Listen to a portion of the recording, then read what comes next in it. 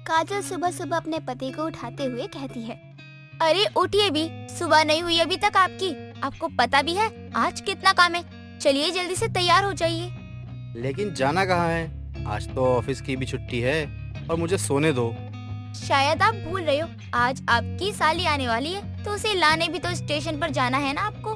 केशव जब अपनी पत्नी के मुंह से ये सुनता है कि उसे उसकी साली को लाने जाना है, तो वो तुरंत ही उठकर बैठ जाता है और अपने सर पर हाथ रखे अपनी पत्नी से कहता है। मैं इतनी इम्पोर्टेंट बात कैसे भूल सकता हूँ? तुम नाश्ता लगाओ, मैं बस अभी तैयार होकर आया। हाँ हाँ, अब कैसे खुल गई तुम्हारी नींद? मेरे काम के लिए तो कभी तुमसे उठा भी नहीं जाता है। अरे वो अकेली संजान शहर में घर कैसे ढूंढेगी? बल्कि वो बनारस से अकेली दिल्ली तक आई है, उसके लिए वही काफी है। अरे हाँ हाँ, मैं सब समझती हूँ। मैं आपके लिए नाश्ता लगाती हूँ। काजल किचन में नाश्ता बनाने चली जाती है और इधर केशव नहाकर फटाफट तैयार होकर नाश्ता करने के बाद ही अपनी साली को लेने के लिए निकल पड़ता है और काजल इधर घर की साफ सफाई में लग जाती है। और कुछ देर बाद ही काजल की पड़ोसन का उसके घर आना होता है। अरे काजल, क्या बात है? आज तो तेरा घर कुछ ज्यादा ही चमक रहा है। लगता है कोई खास मेहमान आने वाला है। अरे काकी, आप आइए आइए, वो मेरी छोटी बहन आने वाली है ना, बस और कुछ नहीं। अच्छा, वो बनारस वाली है ना, जिसकी सरकारी नौकरी लगी है? हाँ काकी, वही आने वाली है। कुछ दिन यहाँ रहेगी, उसके लिए लड़का देख रहे हैं, तो वो थोड़े दिन यहीं रुकने वाली है। चल, इसी बहाने तुझे तेरी बहन की कंपनी मिल जाया करेगी। तू भी पूरे घर में अकेले ही रहती है। हाँ, ये तो आप सही कह रही हो काकी। आप खड़ी क्यों है? बैठिए ना, वो लोग भी आते ही होंगे। काजल और विमला बातें कर ही रहे होते हैं, तभी केशव कई सारे बैग के साथ अपनी साली मधु को लिए आता है और मधु भी आते ही अपनी बहन को गले लगा लेती है। लेकिन तभी उसे गुटखे की बदबू आती है। अरे, आपने फिर से पान मसाला खाना शुरू कर दिया। अगर ऐसा है तो मैं आज तुम्हें घर में नहीं रहने दे सकती हूँ। तुम्हारा दिमाग तो ठीक है ना? कितनी बार मना किया है? ये देखो, मुंह खोल कर दिखा रहा हूँ तुम्हें। कहाँ है इसमें पान मसाला, बताना जरा। दिख तो नहीं रहा है, लेकिन ये बदबू कहाँ से आ रही है? जेब दिखाओ अपनी। जरूर तुमने जेब में रखा होगा, इसीलिए बदबू आ रही है। लो, तुम जेब में भी देख लो, कुछ नहीं है। तुम इतना शक क्यों करती हो आखिर? बदबू तो मुझे भी आ रही है केशव बेटा, लेकिन मैं तो बीड़ी के सिवा कुछ और पीती भी नहीं हूँ। अब सब एक दूसरे का मुंह देखने लग जाते हैं। तभी मधु हॉल में रखे गमले में गुटखा खाकर पिचकारी मार देती है। राम रे राम, ये क्या था? बहू, ये तेरी बहन खा रही है पान मसाला। साली जी, आप ये पान मसाला खाती हैं और आपकी बहन मुझ पर बरस पड़ती है। तेरी बनारस से आई बहन तो कतई बनारस पान हो रही है। देखो तो जरा, इसके शौक भी कैसे हैं, पान मसाले जैसे। मधु, ये क्या तरीका है? और तूने ये क्या किया? तू पान मसाला खाती है इतनी इंडिपेंडेंट होकर? वही तो मैं भी देखकर हैरान हूँ। लगता है सरकारी नौकरी में घूस लेते लेते बहू तेरी बहन को भी ये पान मसाला खाने की आदत हो गई है। मधु, तू क्या यहाँ आकर मेरी बेइज्जती करवा रही है? ये सब आदतें कैसी लगी तुझे? अरे दीदी, इसमें ही तो असली मजा है। आपको भी खाना है क्या? रुकिए, अभी देती हूँ। कहाँ गया? लो दीदी, मिल गई। खाकर बताओ कैसी है। अरे मधु, तू ये सब क्या कर रही है? और अब खड़े खड़े देख क्या रहे हो? इन सामानों को अंदर डालिए और तू चल मेरे साथ, कुल्ला कर जाके। अरे दीदी, नहीं, अभी तो मैंने इसे अपने मुंह में ही रखा है। अभी तो अच्छी तरह मैं इसे स्वाद से चबाऊंगी और बाद में जब मन भर जाएगा तो कुल्ला कर लूंगी। केशव, जो कि अपनी साली के आने पर बहुत खुश था, अब वो मायूस हो जाता है क्योंकि उसे पता चलता है कि उसकी बनारस वाली साली तो पान मसाला वाली दीवानी निकली। लेकिन बेचारा करता ही क्या, देर शाम केशव अपनी साली को मोमोज खिलाने ले जाता है और रास्ते में दोनों बातें करते हुए जा रहे होते हैं। साली जी, ऐसा है, ये बनारस नहीं है और यहाँ आपने ये पान मसाला खाकर थूका तो हमें दिक्कत हो जाएगी। अरे नहीं खाऊंगी, आप चलिए ना। इतना बोलकर बाइक पर ही बैठी मधु फिर से पान का पैकेट फाड़ कर अपने मुंह में डाल लेती है और कुछ ही देर बाद वो एक औरत पर पान मसाला थूक देती है। वो औरत भी अपने पति के साथ बाइक पर थी और जब वो अपने पति के साथ केशव की बाइक का अरे मधु, ये बाइक वाला हमारे पीछे क्यों आ रहा है? और कहीं उसे मेरी साली तो पसंद नहीं आ गई है? पता नहीं वो हमारा पीछा ही क्यों कर रहा है, लेकिन आप बाइक मत रोकना, कहीं चोर लुटेरे हो। अरे ऐसे कैसे कोई भी हमारा पीछा करने लगेगा, और तब जब मेरे पीछे जवान लड़की बैठी हो। रुको तुम साली जी, मैं अभी इनकी खैर खबर लेता हूँ। इतना बोलकर केशव बाइक को साइड लगाता है और तब तक वो आदमी भी अपनी पत्नी के साथ वहाँ पहुंचकर केशव का कॉलर पकड़ लेता है। साले इतनी देर से आवाज लगा रहा हूँ, तू रुक क्यों नहीं रहा है? और ये क्या कर रहा है? सड़कों पे चलते चलते छपरीगिरी कर रहा है तू? अरे ओ भाई, पहले तो मेरा कॉलर छोड़ो। एक तो आप मेरी साली को छेड़ रहे हो और ऊपर से मुझे धमका रहे हो। तेरी साली को छेड़ा मेरा दुश्मन। पहले तू ये बता, ये पान मसाला खाकर जो लोगों पर थूक रही है उसका क्या? मधु, तुमने इनकी पत्नी पर पान मसाला थूका? यार तुम मुझे क्यों पिटवाने वाले काम कर रही हो? अरे वो गलती से मैंने इन्हें देखा नहीं और थूक दिया। अरे भाई आप इसे ले जाओ, जो करवाना है करवा लेना, मुझे माफ कर देना। इस पान मसाला खाने वाली लड़की का मैं क्या करूँगा? घर पे तस्वीर लगाऊंगा इसकी। अरे भाई मुझे छोड़ दो, मधु मुझे बचाओ। अरे इसमें मेरी क्या गलती है? मैं तो इसे मोमोज खिलाने लेकर आया था। वो आदमी केशव को खूब पीटता है और उसके बाद मधु केशव को जैसे तैसे रिक्शा करके घर लाती है। अब जब केशव घर आता है तो काजल अपने पति को देख अपनी बहन से कहती है, अरे मधु, ये इनकी हालत किसने की है? अब ठीक तो हो ना? क्या हुआ है आपको? किसने आपकी हालत की? ये तुम अपनी पान मसाला खाने वाली बनारस से आई बहन से पूछो। मैं तो इसके भले के लिए इसे मोमोज खिलाने लेकर जाने वाला था, लेकिन इसने एक औरत पर पान मसाला थूक दिया और उसके बाद उसके पति ने मुझे बहुत धोया। मधु, तू ये सब क्या कर रही है? ये दिल्ली है, समझी ना तू? तुझे मैंने कितनी बार कहा है कि जब तक यहाँ है तू ये पान मसाला खाना बंद कर। देख रही हो, आँख के नीचे भी काला करके मारा है, और इतना मारा कि मेरे कपड़े भी फट गए। और हद तो तब हो गई जब रिक्शे वाले ने कहा कि अरे भैया मैं भिखारी से पैसे नहीं लेता हूँ। तू अभी पान मसाला खा रही है? तू देख रही है कि इनकी हालत कैसी हो चुकी है? बेचारे मेरे पति, कभी किसी नशे को इन्होंने हाथ तक नहीं लगाया। दीदी देखो, आप लोग अगर मुझे कुछ कहती हैं तो मैं चुपचाप सुन लूंगी, लेकिन ये पान मसाला इसे मैं नहीं छोड़ सकती। आप कहे तो आपको छोड़ के चली जाऊं। तो इस पान मसाले के पीछे कितनी अंधी हो चुकी है? काजल अपनी बहन को समझा ही रही होती है, तभी वो पान मसाला खाकर विमला पर थूक देती है, जो कि काजल के घर चीनी लेने आई थी। ये क्या किया तुमने? विमला काकी को रंग दिया? सत्यानाश हो तेरा। अभी नहा धोकर नई साड़ी पहनकर आई थी मैं। अरे काकी, आज ही मैं इसे बनारस की ट्रेन में बैठा रही हूँ। मुझे माफ कीजिएगा, इसे ना सिर्फ आपको बल्कि अपने जीजा जी को भी पान मसाले के चक्कर में पिटवा दिया है। राम रे राम, ये केशव को इतनी बुरी तरह से किसने मारा? सब कुछ इसकी वजह से ही हुआ है। अरे काजल, इसे बनारस का टिकट कटवा और भेज यहाँ से। अब काजल अपनी बहन को बनारस की ट्रेन में बैठाकर उसे बनारस के लिए रवाना कर देती है, क्योंकि वो अब और बदनामी नहीं चाहती थी। अनीता के 3 बेटे थे। उसने अपने तीनों बेटों की शादी एक साथ एक ही मंडप में कर दी थी। उसकी तीनों ही बहुएं बहुत शौकीन थी। उन्हें बाहर घूमना फिरना बहुत अच्छा लगता था। एक दिन उसकी बड़ी बहू निशा और छोटी बहू प्रिया अपने कमरे में बैठी आराम से बातें कर रही होती हैं। भाभी, हमारी शादी तो हो गई, लेकिन माँ जी ने अभी तक हमसे ये नहीं पूछा कि हम लोग हनीमून पर कहाँ जाना चाहते हैं। भाभी, आपको माँ जी की पूछने की पड़ी है? यहाँ तो हमारे पति ने हमसे कुछ नहीं पूछा कि तुम कहाँ जाना चाहती हो। हाँ, ये तो तुमने सही बोला। हमारे पति को तो हमारी बिल्कुल भी चिंता ही नहीं है। आज इन्हें ऑफिस से आने दो, तब बताती हूँ इन्हें। तो मैं इन लोगों को काम के सिवा कुछ और दिखाई ही नहीं देता है। बिल्कुल ठीक बोला आपने भाभी। मैं भी आज इनके ऑफिस से आने के बाद इनसे बात करूंगी और बोलूंगी कि हमें कहीं अच्छी जगह हनीमून पर लेकर जाएं। निशा और प्रिया आपस में बात ही कर रही होती हैं कि तभी अनीता वहाँ पर आ जाती है और दोनों को बात करते हुए देखकर बोलती है, दोनों बैठी यहाँ आराम से बातें कर रही हो। घर के काम कौन करेगा और कहाँ जाने की बातें कर रही हो तुम दोनों? माँ जी, माँ जी, हम हनीमून पर जाने की बात कर रहे हैं कि हम वहाँ कब जाएंगे। क्या बोला तूने प्रिया बहू? दोबारा से बोलियो। अरे माँ जी, प्रिया के कहने का वो मतलब नहीं था। प्रिया के कहने का मतलब तो ये था कि शादी के बाद सभी लोग कहीं ना कहीं घूमने तो जाती ही है, तो हम कब जाएंगे? हाँ माँ जी, मैं यही पूछना चाहती थी जो भाभी ने बोला आपसे। भेज दूंगी, किस बात की जल्दी हो रही है? अभी अभी तो शादी में इतना खर्चा करके आई हूँ। पैसे का बजट बना लूं, फिर देखती हूँ तुम सबको कहाँ भेजना है। माँ जी, जब हम पुराने हो जाएंगे तो फिर जाने का क्या ही फायदा? नई नई शादी करके घूमने की बात तो कुछ और ही होती है। बहू अगर किसी एक को भेजना होता तो भेज देती, लेकिन मुझे तो 3-3 लोगों को भेजना है और मैं किसी के साथ भेदभाव नहीं कर सकती, इसलिए मुझे थोड़ा समय चाहिए। अब बहुत बातें हो गई, जाके घर के काम कर लो। और वो तीसरी महारानी कहाँ है?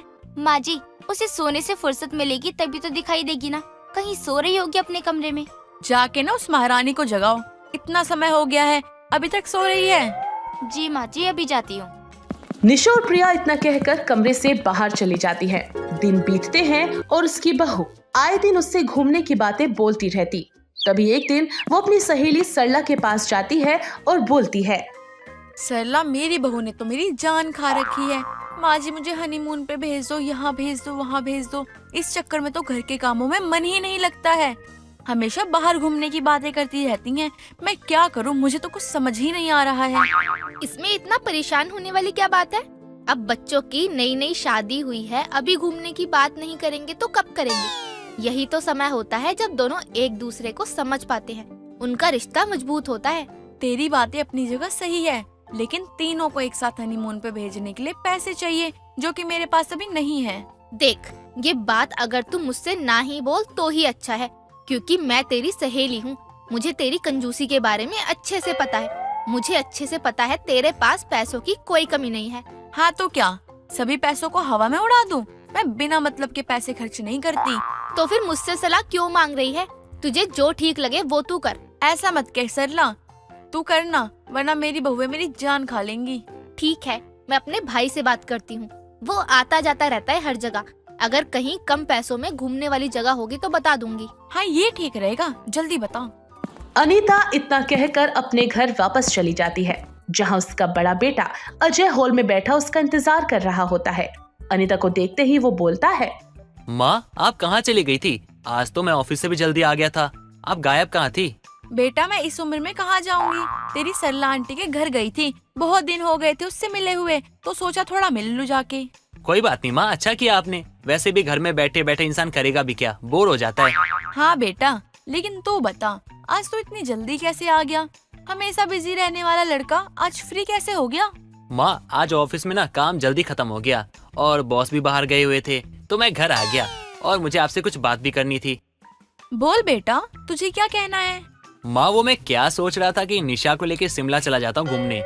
उसको बर्फ देखने का बहुत शौक है और वहाँ पे बर्फ हो भी रही होगी इस टाइम, तो वैसे भी शादी के बाद हनीमून पे तो जाना है ना, गए तो है नहीं, तो चले जाए। बेटा तेरा विचार तो बहुत अच्छा है, लेकिन मैंने भी कुछ सोचा है इस बारे में, इसलिए थोड़े दिन रुक जा, फिर बताती हूँ मैं कि तुझे क्या करना है। माँ इसमें सोचना क्या है, शादी के बाद तो सभी घूमने जाते हैं, उसी तरह हम भी सोच रहे हैं।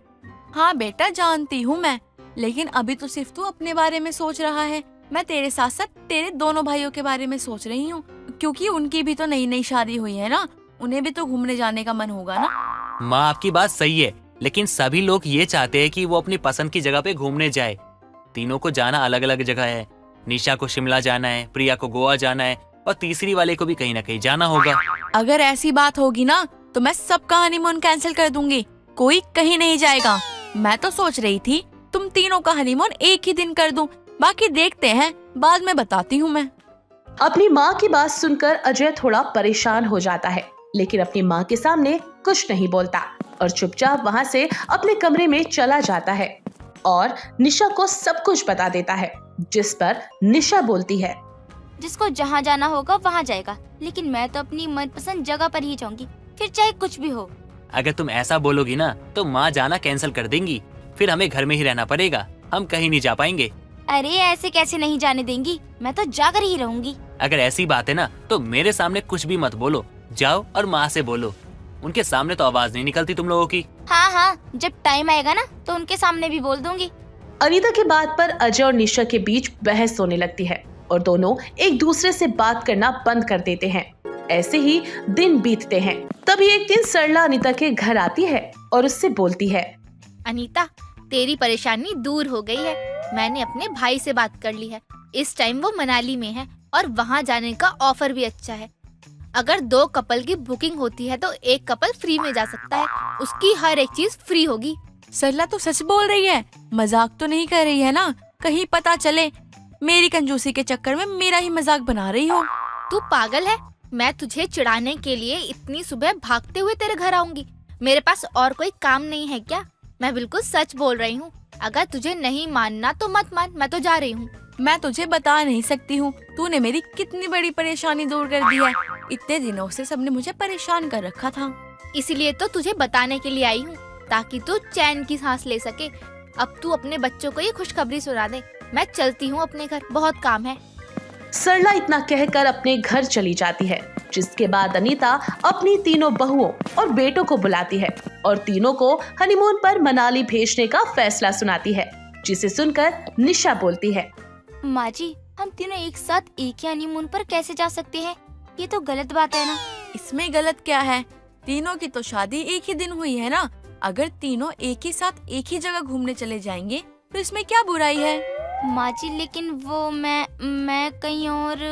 ये मैं मत करो, जाकर मनाली जाने की तैयारी करो सब। अब अगर नहीं जा सकते हो एक साथ हनीमून पे घूमने तो कहीं जाने की जरूरत नहीं है, चुपचाप घर में बैठो। मर्जी तुम सबकी नहीं चलेगी। कल की टिकट है, जिसको तैयारी करनी है करो और जाओ। अनीता इतना कहकर वहाँ से चली जाती है। किसी की हिम्मत नहीं होती कि वो अनीता की बात को काट सके, जिसके चलते उसकी तीनों बहुएं एक हनीमून पर जाने के लिए तैयार हो जाती है। इस तरह से अनीता अपने पैसे बचाने में भी कामयाब हो जाती है और अपनी बहुओं को हनीमून पर भेजने में भी। पूजा अपनी माँ रमा के साथ रहा करती थी, जिसे खाने में दाल चावल बहुत पसंद था। वो जब देखो अपने खाली समय में दाल चावल ही बनाया करती। एक दिन वो रसोई में दाल चावल बनाने में जुटी थी, तभी उसकी माँ रसोई में आती है। तू फिर आज दाल चावल बना रही है? अरे शादी वाला घर है, यहाँ 56 भोग बनाए जाते हैं। तू सादा दाल चावल बना रही है, कुछ और नहीं बना सकती क्या? माँ, मुझे बहुत जोर से भूख लग रही है। आपको तो पता ही है कि दाल चावल कितनी जल्दी बन जाता है, तो मैंने सोचा कि दाल चावल ही बना लेती हूँ। और वैसे भी ये सब ऊट पटांग खा खा कर मेरा पेट ही खराब हो गया।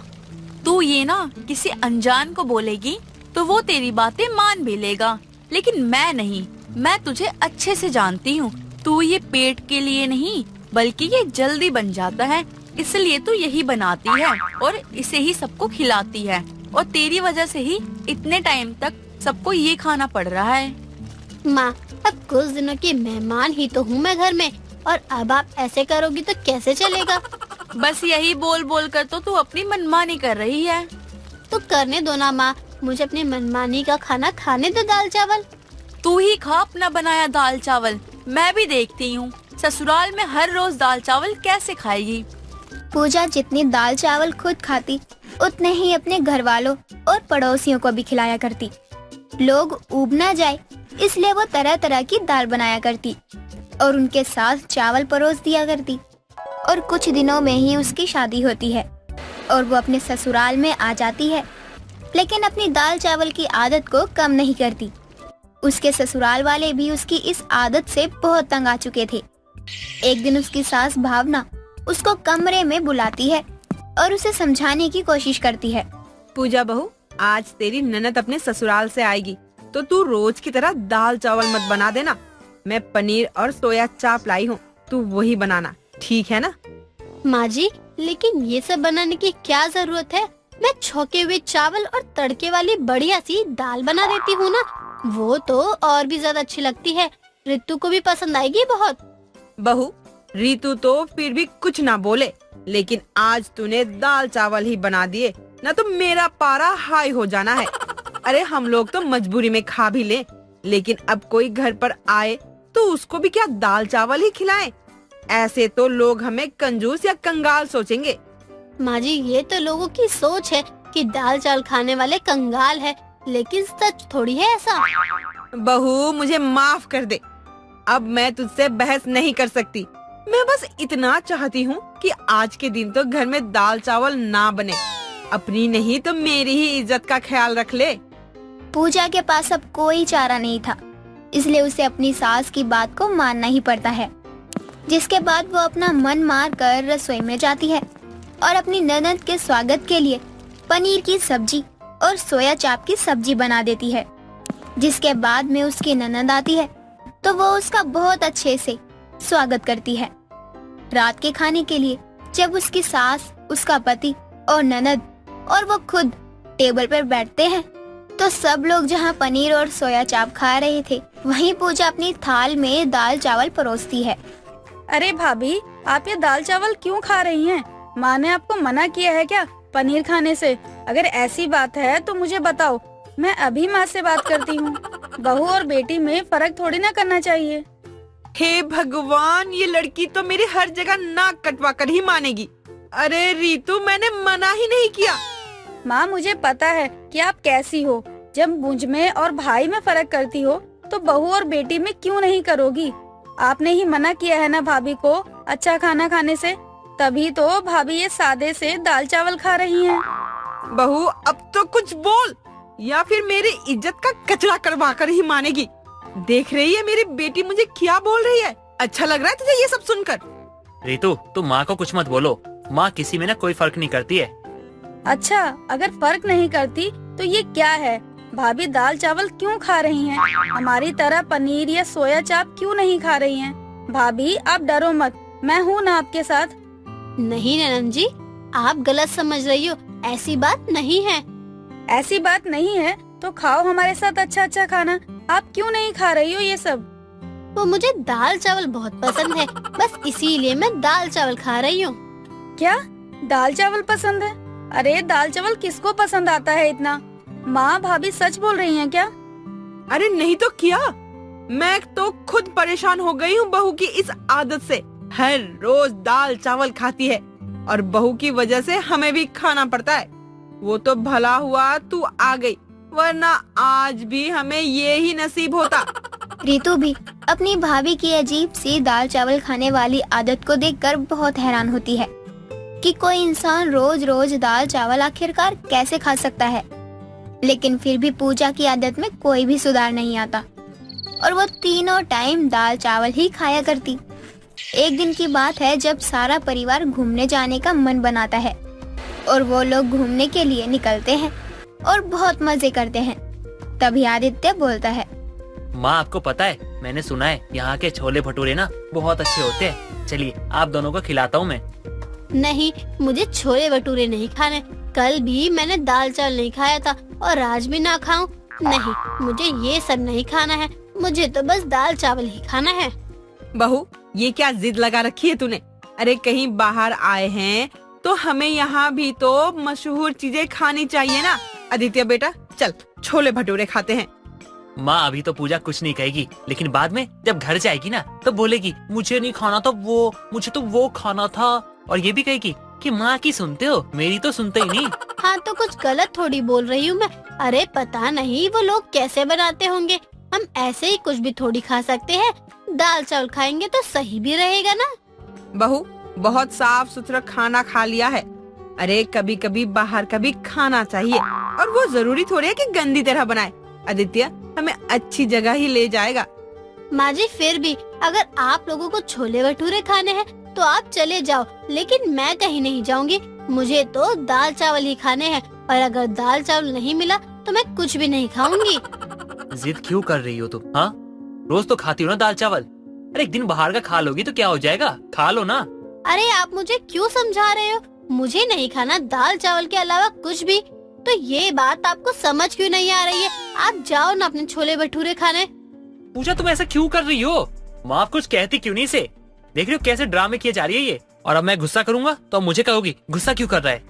मैं पहले ही बता रही हूँ, मैं खाऊंगी तो बस दाल चावल ही खाऊंगी, भले ही मुझे चक्कर क्यों ना आ जाए, कुछ और नहीं खाऊंगी मैं। आदित्य, एक काम कर बेटा, चल अब घर वापस चलते हैं। इस दाल चावल की बेटी के साथ तो कहीं बाहर भी नहीं जा सकते।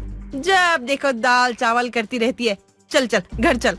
पूजा की सास को भावना की यह हरकत देखकर उस पर बहुत ज्यादा गुस्सा आता है कि भावना ने सबका ही मजाक खराब कर दिया। लेकिन ऐसे में पूजा कुछ देर के लिए उदास होती है, लेकिन उसके बाद भी अपनी हरकतों से बाज नहीं आती और रसोई में जाकर दाल चावल बनाती है और मजे से खाती भी है। अब उसके ससुराल वाले उसकी इस आदत से बहुत दुखी हो गए थे और एक दिन उसकी सास भावना उसे सबक सिखाने की सोचती है। बहू, आज ना तू कम से कम 50 लोगों के लिए दाल चावल बना दे। इतने सारे लोगों के लिए दाल चावल? माँ जी, घर में कोई फंक्शन है क्या? नहीं, वो मैं सोच रही थी क्यों ना हम गरीब बच्चों को दाल चावल दे आए। कितना पुण्य का काम होगा ना। ठीक है, तू शाम तक ये सब बना कर रख। माँ जी देना ही है तो कुछ अच्छी चीज दो ना। ये क्या दाल चावल, वो भी कोई देने की चीज है क्या? बहू, ये तू क्या बोल रही है? तुझसे ज्यादा दाल चावल तो शायद किसी को पसंद नहीं होगा और तू ही ऐसे बोल रही है। चल अब बातें मत बना और दाल चावल बना। पूजा आखिर हैरान हो जाती है कि वो इतने सारे लोगों के लिए दाल चावल आखिरकार कैसे बना पाएगी। लेकिन फिर भी वो अपना मन मार कर रसोई में जाती है और सभी मेहमानों के लिए दाल चावल बनाने लगती है। लेकिन इतने सारे दाल चावल बनाते बनाते उसका मन उबने लगता है और वो दाल चावल बनाकर परेशान हो जाती है। कुछ ही देर बाद में उसका मन भर जाता है और वो वहीं पर परेशान होकर रसोई में ही बैठ जाती है। तभी उसकी सास का रसोई में उसे देखकर आना होता है। अरे बहू, तू इतने में थक गई। चल चल जल्दी हाथ चला। नहीं माँ जी, इतना बना लिया वो ही बहुत है। अब मुझसे और नहीं बनाया जाएगा।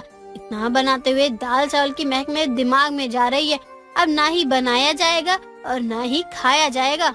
पूजा उसके बाद ये ठान लेती है कि वो दाल चावल तो खाएगी, पर कभी कभी, रोज रोज नहीं। तन्वी को उसके कॉलेज में सब जानते थे। वो बहुत मशहूर थी। लेकिन एक रोहित नाम का लड़का जब देखो तन्वी से बात करने और दोस्ती की कोशिश में लगा रहता और जब देखो उसके आगे पीछे घुमा करता। लेकिन तन्वी को वो लड़का जरा नहीं पसंद था और तन्वी बस इसी कोशिश में लगी रहती कि कैसे उसे इग्नोर कर दे। एक दिन रोहित उसके पास आता है। लो तन्वी, तुम्हें ये नोट्स चाहिए थे ना, मैंने तुम्हारे लिए बना दिए। लड़का तो इतना भी बुरा नहीं है बॉस। जिसके बाद तन्वी अब रोहित के साथ बैठकर कैंटीन में समय बिताने लगती है और उसे उसका साथ भी अच्छा लगने लगता है। एक दिन रोहित तन्वी के पास आता है। तन्वी, मुझे तुम बहुत अच्छी लगती हो। ये सुनकर तन्वी शर्मा जाती है। समय बीतता है और कॉलेज का एनुअल डे आता है। तन्वी ये इंतजार कर रही होती है कि रोहित उसे लेने आएगा, लेकिन वो नहीं आता। जिसके बाद वो अकेले फंक्शन जाकर देखती है कि रोहित एक श्वेता नाम की लड़की के साथ फ्लर्ट कर रहा होता है। ये देख तन्वी का दिल टूट जाता है और वो बिना कुछ बोले वहाँ से चुपचाप चली जाती है। कोई बात नहीं तन्वी, ये दिल तो है ही मनचला, बस फिसल ही जाता है। लेकिन एक दिन तेरी जिंदगी में ऐसा कोई जरूर आएगा जो सिर्फ तेरे लिए बना होगा। अगले दिन वो कॉलेज जाती है और रोहित उसके पास आके बोलता है, सॉरी तन्वी, कल मैं बिजी था, तुमको लेने नहीं आ पाया। It's okay Rohit. इतना कहकर तन्वी चली जाती है और रोहित से सब कॉन्टैक्ट्स तोड़ देती है और उसे सब जगह से ब्लॉक कर देती है। समय बीतता है और उसके एक ऑफिस में अच्छी जॉब लग जाती है, जहाँ कुछ दिन बाद उसका कलीग सुनील उससे कहता है, यार तन्वी, कितना काम करती हो तुम। चलो आज ऑफिस के बाद बर्गर खाने चलते हैं। तुम जाओ सुनील, मुझे घर पर थोड़ा काम है। ठीक है बाबा, लेकिन मैं तुम्हें घर तो छोड़ सकता हूँ ना। इतना कहकर सुनील तन्वी को उसके घर छोड़ देता है और कुछ घंटों के बाद उसे मैसेज करता है, चलो माना आज तुम बिजी थी, लेकिन बर्गर अभी पेंडिंग है, हम कल चलेंगे। तन्वी पढ़कर मुस्कुरा देती है और सोचती है कि उसको खुद को एक और मौका देना ही चाहिए। जिसके बाद अगले दिन वो तैयार होकर ऑफिस जाती है। सुनील उसे देखकर उसके पास आता है। वो कितनी सुंदर लग रही हो, कहीं बर्गर डेट की तैयारी तो नहीं? तन्वी शर्मा जाती है और कोई जवाब नहीं देती। जिसके बाद दोनों साथ में बर्गर खाते हैं और सुनील तन्वी से कहता है, तन्वी तुम कितनी सुंदर लग रही हो, मुझे तुम्हें देख कर ही पहली नजर में प्यार हो गया है। इतना कहकर सुनील तन्वी के और करीब आ जाता है और उसे किस कर लेता है। उसे समझ नहीं आता कि अब वो क्या बोले क्या कहे। इसके बाद सुनील तन्वी से कहता है, तुम बैठो, मैं भी वॉशरूम से आया। ठीक है, जल्दी आना। सुनील वॉशरूम चला जाता है लेकिन अपना मोबाइल वहीं छोड़ जाता है। जिसके बाद मोबाइल पर एक कॉल आता है और तन्वी जब मोबाइल देखती है तो उस पर लविंग वाइफ लिखा होता है, जिसे देखकर तन्वी का मन चला दिल एक बार फिर से टूट जाता है। वो टूटकर बिखर जाती है और वो सुनील का कॉल उठाकर उसकी बीवी को बता देती है कि वो उसके साथ डेट पर आया है। जिसके बाद जैसे ही सुनील वॉशरूम से वापस आता है तो तन्वी गुस्से से उससे कहती है, तुम्हारी हिम्मत कैसे हुई? तुमने मुझे पहले क्यों नहीं बताया कि तुम एक शादीशुदा हो? तुमको पता कैसे चला ये सब? तुम्हारे जाने के बाद तुम्हारे फोन पर तुम्हारी बीवी का कॉल आया था ओ शिट, तुमने उठाया तो नहीं ना? मैंने ना सिर्फ उठाया बल्कि तुम्हारी बीबी को सब बता भी दिया और सारे मैसेज भी भेज दिए जो भी तुमने आज तक मुझे किए थे। ये कहकर तन्वी अब गुस्से में वहाँ से निकल जाती है। उस सारे रास्ते बस रोती रहती है, जिसके बाद वो कहती है, इस दुनिया में सच्चा प्यार है ही नहीं, और अगर है भी तो वो मेरे नसीब में कहाँ ही लिखा है। मैं नहीं जानती कि मेरा दिल मनचला है या नहीं, लेकिन मैंने तो बस 2 बार प्यार किया है, वो भी सच्चे दिल से। इसमें मेरी क्या गलती है? तन्वी रोते हुए घर आकर सो जाती है। अगले दिन सुनील में इतनी हिम्मत नहीं होती कि वो उससे नजरें मिला सके। उसे बहुत बुरा लग रहा था। समय बीतता है, अब तन्वी का दिल पत्थर का हो गया था। दूर दूर तक वो प्यार की उम्मीद खो चुकी थी। कुछ समय बाद उसके घर वाले उसकी शादी एक लड़के से करवा देते हैं, लेकिन तन्वी की किस्मत तो इतनी खराब थी कि शादी के 1 हफ्ते बाद ही उसके पति की मौत कार एक्सीडेंट से हो जाती है, जिसके बाद इसी तरह समय का पहिया घूमता है और वो 40 साल की हो जाती है। एक दिन तन्वी मार्केट जाती है। उसकी टक्कर सुरेश नाम के 45 साल के आदमी से हो जाती है, जो बोलता है, कितनी सुंदर है यार, ये जैसे स्वर्ग की अप्सरा हो। इसे देखकर मुझे रास्ता दिखाई ही नहीं। किसी अनजान के मुंह से ऐसी बात सुनकर तन्वी घबरा जाती है और वहाँ से चली जाती है, जिसके बाद तन्वी को पता चलता है कि सुरेश उसका नया पड़ोसी है। अगली सुबह सुरेश तन्वी के दरवाजे पर आता है और उससे कहता है, एक्चुअली मैं आपके पड़ोस में नया आया हूँ, मुझे एक कटोरी चीनी मिलेगी क्या? तन्वी को कुछ समझ नहीं आता। वो चीनी सुरेश को दे देती है, जिसके बाद अक्सर सुरेश तन्वी से आकर बातें करने लगता था। धीरे धीरे समय एक बार फिर से अतीत को दोहराता है और एक और बार तन्वी का मनचला दिल किसी के लिए धड़कने लगता है, जिसके बाद तन्वी कहती है, नहीं तन्वी, ये तू क्या कर रही है? ये गलत है। इससे पहले भी तो 2 बार तेरा दिल टूट चुका है, अब फिर से अगर तेरा दिल टूटा ना तो तुझे कितना दुख होगा। और वो आदमी 45 साल का है, क्या पता कि उसकी शादी हो रखी हो। इसके बाद तन्वी ठान लेती है कि वो इस बात का पता लगाएगी कि सुरेश शादीशुदा तो नहीं है। अच्छा सुनो, मैंने एक गाजर का हलवा बनाया था तो मैं आपके लिए भी ले आई। सो स्वीट, मुझे हलवा बहुत पसंद है। क्या मैं आपसे एक बात पूछ सकती हूँ? हाँ जी, पूछो ना। क्या आप शादीशुदा हो? हाँ, मैं शादीशुदा हूँ और मेरी बीवी बच्चे गांव में रहते हैं। ये सुनकर तन्वी का दिल टूट जाता है और वो खामोश हो जाती है, जिसके बाद सुरेश उसे देखकर जोर जोर से हंसने लगता है और हंसते हुए बोलता है, मैं तो मजाक कर रहा हूँ। एक्चुअली मेरा जवानी में एक बार दिल टूटा, फिर कभी कोई ऐसी मिली ही नहीं जिसके साथ जिंदगी बिता सकूं।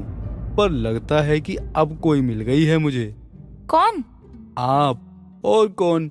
क्या आप मुझसे शादी करेंगी? आप मजाक कर रहे हो ना?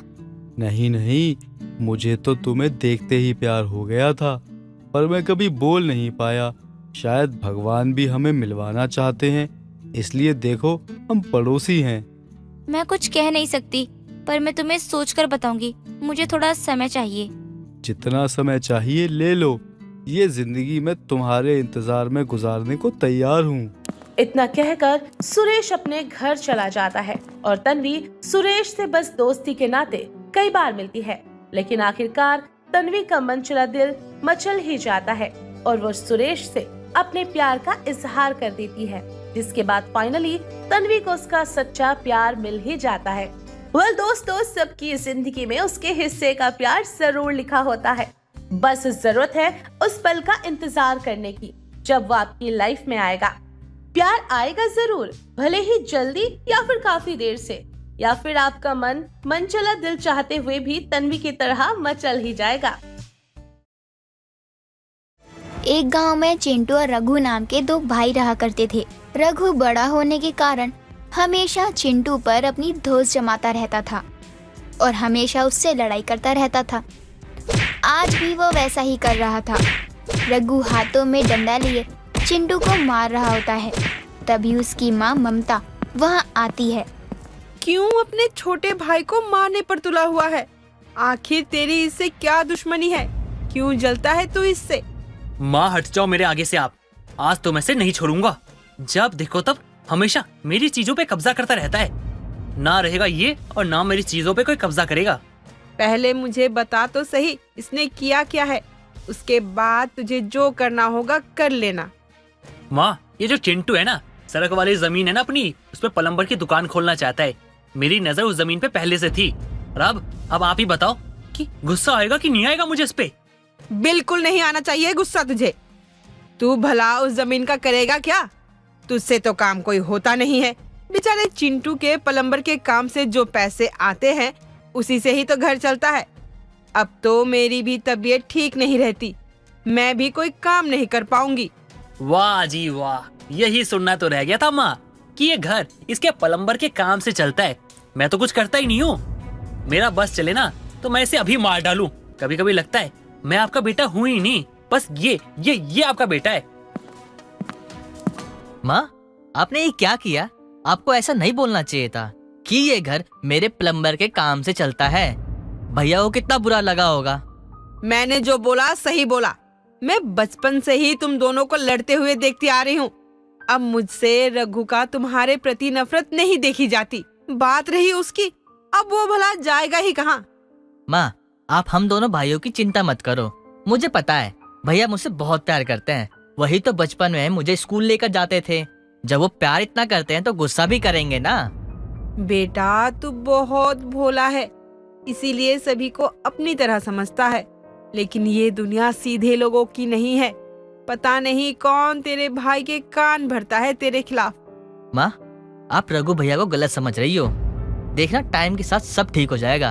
अब मैं चलता हूँ, मुझे काम है। चिंटू अपने प्लम्बर के काम से ठीक ठाक पैसे कमा लेता था, जिससे उसका घर आराम से चल जाता था, जिससे घर में उसकी कदर भी ज्यादा थी, जो चीज रघु को बिल्कुल भी अच्छी नहीं लगती थी। रघु अपनी काकी शांति के पास जाता है। शांति ममता की अच्छी सहेली थी, लेकिन हमेशा रघु को उसके परिवार वालों के खिलाफ भड़काकर उसका घर तोड़ने में लगी रहती थी। रघु को अपनी तरफ आते देखकर वो खुश हो जाती है।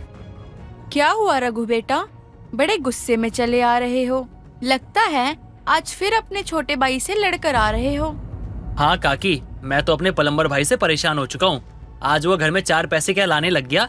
माँ कहती है कि उसके प्लम्बर के काम से घर चलता है, वही घर का खर्चा उठा रहा है।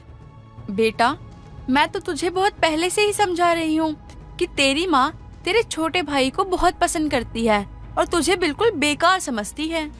हाँ काकी, आप सही कह रही हो। अब मुझे ये बात ना महसूस होने लगी है, इसलिए मैं सोच रहा हूँ कि ये घर छोड़ के चला जाता हूँ हमेशा के लिए। नहीं नहीं बेटा, ऐसा कभी मत करना।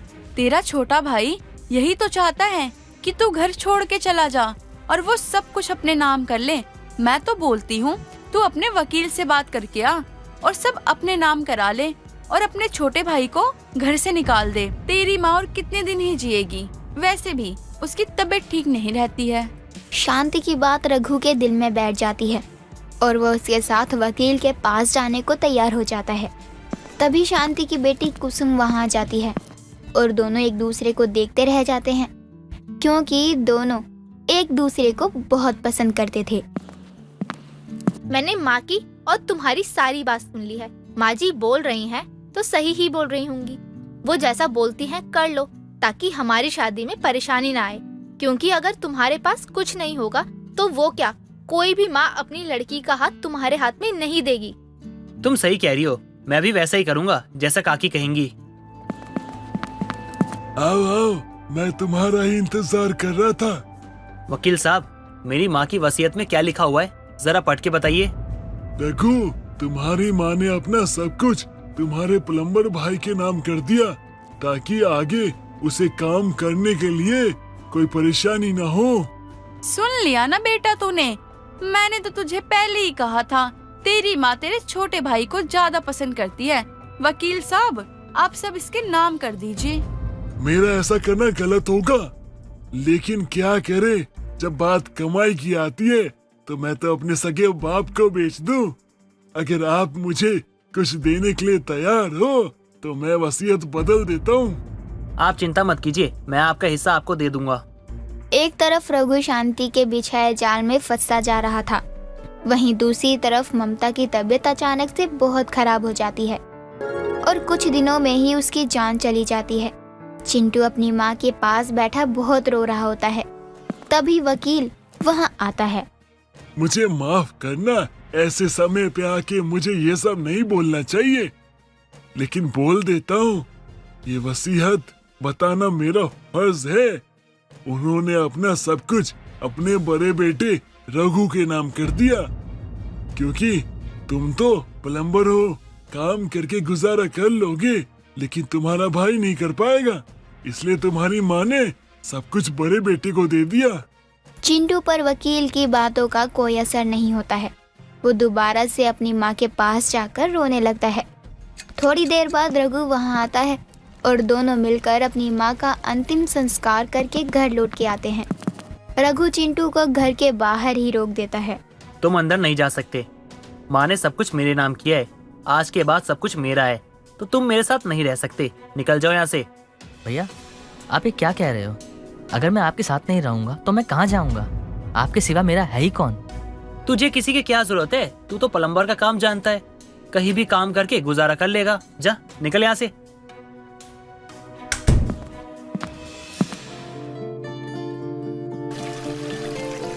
रघु एक दिन घर लौटता है तो शांति और कुसुम को आपस में बात करते हुए सुन लेता है।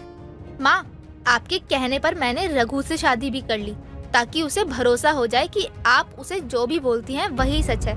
लेकिन अब मैं उसके साथ नहीं रह सकती। कुछ दिन और रुक जा, उसके बाद मैं उसका हमेशा हमेशा के लिए इलाज कर दूंगी। मैं कुछ समझी नहीं माँ। जो भी करना ध्यान से करना। अगर उसको पता चल गया कि सब कुछ वकील को पैसे देकर आपने मेरे नाम करवा दिया था और मैंने आपके नाम कर दिया, उसका भाई और माँ ठीक थे, तो वो पता नहीं क्या करेगा। तू किसी भी बात की चिंता मत कर। पता नहीं वो ये सच जानने के लिए जिंदा रहेगा भी या नहीं। दोनों की बातें सुनकर रघु की आंखें खुल जाती हैं और वो गुस्से में अंदर जाता है और कुसुम का गला पकड़ लेता है। तुम दोनों ने मिलके मेरा सब कुछ छीन लिया मुझसे, मेरा भाई, मेरा घर, मेरी माँ। मैं तुम लोगों को छोड़ूंगा नहीं। हमने कुछ नहीं किया। हमने तो सिर्फ तुम्हारे मूर्ख होने का फायदा उठाया है। जब तुम्हें अपने भाई और माँ पर भरोसा नहीं है तो हम क्या कर सकते हैं? सही बोला मेरी बेटी ने। वैसे भी हम तुझसे छुटकारा पाना चाहते थे। अच्छा हुआ तुझे सब कुछ पता चल गया। अब तू हमारे किसी भी काम का नहीं है। निकल जा यहाँ से। शांति और कुसुम उसे उसके घर से ही धक्के मार कर निकाल देते हैं। रघु पछताते हुए आंसू लिए कई दिनों तक इधर उधर घूमता रहता है और कुछ दिनों बाद वो वहीं पहुंच जाता है जहां उसका छोटा भाई प्लम्बर का काम करता था। चिंटू रघु को देखते ही भागकर उसके पास जाता है और उसे गले लगाकर कहता है, भैया आप कैसे हैं और आप यहाँ क्या कर रहे हो? मेरे भाई, मुझे माफ कर दे। मुझसे बहुत बड़ी गलती हो गई। मैं उन लोगों की बातों में आ गया और मैंने अपने हाथों सब बर्बाद कर दिया। उन लोगों ने हमें धोखा दिया, हमारा सब कुछ अपने नाम कर लिया। कोई बात नहीं भैया, जाने दीजिए। कोई धोखे से हमारी दौलत हासिल कर सकता है, लेकिन हमारे गुणों को नहीं छीन सकता। मुझे दौलत जाने का दुख नहीं है, ना था ना है। मुझे मेरा भाई मिल गया और क्या चाहिए। चिंटू अपने भाई को अपने साथ लेकर चला जाता है और समय के साथ धीरे धीरे उसे भी प्लम्बर का काम सिखा देता है, जिसके बाद चिंटू के साथ साथ रघु भी प्लम्बर का काम करने लगता है और दोनों भाई खुशी खुशी एक दूसरे के साथ प्यार से रहने लगते हैं।